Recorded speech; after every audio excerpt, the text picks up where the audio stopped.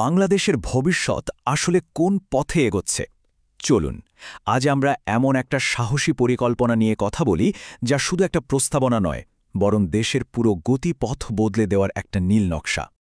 এই পুরো আলোচনার সুরটা কিন্তু শুরুতেই বেঁধে দেওয়া হয়েছে একটা দারুণ শক্তিশালী কথা দিয়ে। বলা হচ্ছে প্রতিটা জাতির জীবনেই এমন একটা সময় আসে যখন তার কাঁধে থাকা চ্যালেঞ্জগুলোর ওজন এতটাই বেড়ে যায় যে সবকিছু নতুন করে ভাবার দরকার পড়ে। এই কথাটা থেকেই বোঝা যায় আমরা কোনো সাধারণ পরিকল্পনা নিয়ে কথা বলছি না, বরং একটা সংকটকাল থেকে বেরিয়ে আসার আহ্বান নিয়ে কথা বলছি। আর এই যে বিশাল পরিকল্পনা তার ঠিক কেন্দ্রবিন্দুতে আছে এই প্রতীকটা দাফা ৩১। এটা শুধু একটা নাম নয়, বরং বিজ্ঞান আর নতুন উদ্ভাবনের জন্য একটা জাতীয় কমিশনকে বোঝাচ্ছে। বলা যেতে পারে এই পুরো রূপকল্পের ইঞ্জিন হল এই দাফা ৩১। কিন্তু সওয়াল হল, হঠাৎ করে এত বড় একটা পরিবর্তনের দরকারটা কেন পড়ল? এর উত্তরটা পেতে হলে আমাদের আগে দেখতে হবে বাংলাদেশ ঠিক কোন ধরনের চ্যালেঞ্জের সামনে দাঁড়িয়ে আছে। এই প্রস্তাবনা বলছে যে বাংলাদেশের সম্ভাবনা অনেক, কিন্তু কিছু সমস্যা একেবারে শিকড় গেড়ে বসেছে। যেমন ধরুন দারিদ্র্য, সিস্টেমের ভেতরে থাকা দুর্নীতি, সামাজিক অবিচার আর ভয়াবহ বৈষম্য। এই সমস্যাগুলোই যেন একটা দেয়ালের মতো দাঁড়িয়ে আছে, আর এই নতুন নীলনকশাটা তৈরি করা হয়েছে ঠিক সেই দেয়ালটা ভাঙার জন্যই। তো সমস্যাগুলো তো জানা গেল, কিন্তু আসল কথা হল সমাধানটা কি? চলুন দেখি ভবিষ্যতের জন্য ঠিক কতটা বড় আর অনুপ্রেরণার একটা ছবি আঁকা হচ্ছে এই রূপকল্পে। দেখুন, এই পরিকল্পনার লক্ষ্যটা কিন্তু কোনো ছোটখাটো ব্যাপার না। লক্ষ্যটা খুবই পরিষ্কার এবং অবিশ্বাস্য রকমের সাহসী। বাংলাদেশকে বিশ্বের বুকে এমন একটা জায়গায় নিয়ে যাওয়া যা দেখে সবাই শিখবে। ভাবুন তো একবার, জাপান, ফিনল্যান্ড বা সিঙ্গাপুরের কথা, কিভাবে তারা প্রযুক্তি আর স্থিতিশীলতা দিয়ে নিজেদেরকে বদলে ফেলেছে। লক্ষ্যটা হলো ঠিক তাদের কাতারে গিয়ে দাঁড়ানো, বিশ্বমঞ্চে প্রথম সারির একটা দেশ হয়ে ওঠা। তাহলে এত বড় একটা স্বপ্ন সত্যি করার পথটা কি? কিভাবে এই অসম্ভবকে সম্ভব করার কথা ভাবা হচ্ছে? এই সব প্রশ্নের উত্তরটাই হল দাফা ৩১। এটাকে বলা যেতে পারে চতুর্থ শিল্প বিপ্লবের সুযোগকে কাজে লাগানোর একটা কৌশলগত রোডম্যাপ।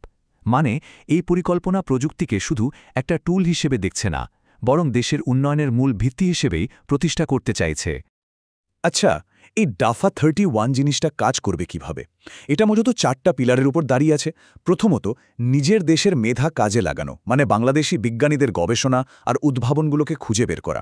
দ্বিতীয়ত, আন্তর্জাতিক মানের প্রস্তুতি নেওয়া, যেমন ISO বা TQM এর মতো গ্লোবাল স্ট্যান্ডার্ডগুলো গ্রহণ করা।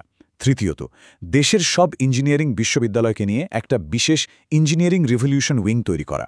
আর সব শেষে এই সবগুলোকে এক সুতোয় বাঁধা, সশস্ত্র বাহিনী, বিশ্ববিদ্যালয় আর শিল্প খাতকে নিয়ে একটা টিম তৈরি করা। মানে এটা আলাদা আলাদা কোনো উদ্যোগ না, বরং একটা সমন্বিত ইকোসিস্টেম তৈরির পরিকল্পনা। এখন কথা হলো, এত বড় পরিকল্পনা, এর জন্য তো টাকা পয়সাও লাগবে, তাই না? চলুন দেখি এই প্রযুক্তিগত বিপ্লব ঘটানোর জন্য তহবিলের প্রস্তাবগুলো কতটা বড়। শুরুতেই একটা বিশাল প্রস্তাব। ২০২৬ সালের মধ্যে মাধ্যমিক স্কুল লেভেল থেকেই আর্টিফিশিয়াল ইন্টেলিজেন্স বা AI এবং সাইবার সিকিউরিটি পড়ানো বাধ্যতামূলক করা হবে। আর এর জন্য বরাদ্দ চাওয়া হয়েছে ১০,০০০ কোটি টাকা। আর ঠিক এর পাশাপাশি চতুর্থ শিল্প বিপ্লবের যে মূল খাতগুলো আছে, যেমন বায়োটেক, ন্যানোটেক বা রোবোটিক্স, সেগুলোর প্রাথমিক উন্নয়নের জন্য আরও ১০,০০০ কোটি টাকার প্রস্তাব করা হয়েছে।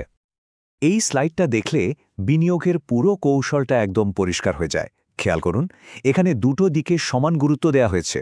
একদিকে ১০,০০০ কোটি টাকা খরচ করা হচ্ছে ভবিষ্যতের মানুষ তৈরির জন্য, মানে শিক্ষা ব্যবস্থাকে আপগ্রেড করার জন্য, আর অন্যদিকে ঠিক ততটাই টাকা সরাসরি ঢালা হচ্ছে সেই শিল্প খাতে যা আগামী দিনের অর্থনীতি চালাবে। সোজা কথায় মানুষ আর প্রযুক্তি দুটো ক্ষেত্রেই সমান বিনিয়োগের একটা দারুণ ভারসাম্য। মানে ব্যাপারটা শুধু প্রযুক্তিতে টাকা ঢালার মধ্যেই সীমাবদ্ধ নেই, এর সাথে তাল মিলিয়ে পুরো শিক্ষা ব্যবস্থাটাকেই ঢেলে সাজানোর কথা বলা হচ্ছে। আর এক্ষেত্রে কারিগরি শিক্ষার উপর নতুন করে জোর দেওয়ার কোনো বিকল্প নেই। প্ল্যানটা শুনতে তো দারুণ লাগছে, তাই না? কিন্তু যে কোনো বড় স্বপ্নের মতোই এর রাস্তাতেও কিন্তু অনেক কাঁটা আছে। এই চ্যালেঞ্জগুলো যদি ঠিকমতো মোকাবেলা করা না যায়, তাহলে এত সুন্দর একটা পরিকল্পনা হয়তো শুধু কাগজেই থেকে যাবে। চতুর্থ শিল্প বিপ্লবকে বলা যেতে পারে একটা কয়েনের দুই পিঠের মতো। একদিকে যেমন এটা শিল্প কারখানার উৎপাদন ক্ষমতা বহুগুণ বাড়িয়ে দেবে, অন্যদিকে অটোমেশনের কারণে প্রচুর মানুষ কাজ হারাতে পারে। এই ঝুঁকিটাও কিন্তু বিরাট। এই দুইটার মধ্যে ভারসাম্য আনাটাই হবে সবচেয়ে বড় পরীক্ষা।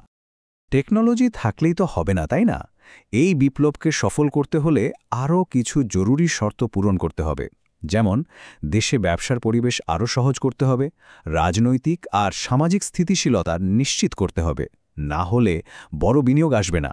আর অবশ্যই বিদেশি বিনিয়োগ আনার পাশাপাশি দেশের নিজের সম্পদগুলোও যেন ঠিকঠাক কাজে লাগানো হয়, কারণ সেরা প্রযুক্তিও কিন্তু একটা নড়বড়ে কাঠামোর উপর দাঁড়াতে পারে না। সব আলোচনার শেষে আমরা কিন্তু সেই মূল প্রশ্নটাতেই ফিরে আসি। এই যে এত বড় একটা প্রযুক্তিগত বিপ্লবের কথা বলা হচ্ছে, এটা কি সত্যি সবার জন্য একটা সুন্দর আর বৈষম্যহীন সমাজ গড়তে পারবে, নাকি এর ফলে ধনী আরও ধনী হবে আর গরিব আরও পিছিয়ে পড়বে? এই একটা প্রশ্নের উত্তরের মধ্যেই কিন্তু লুকিয়ে আছে এই পুরো পরিকল্পনার আসল ভবিষ্যৎ।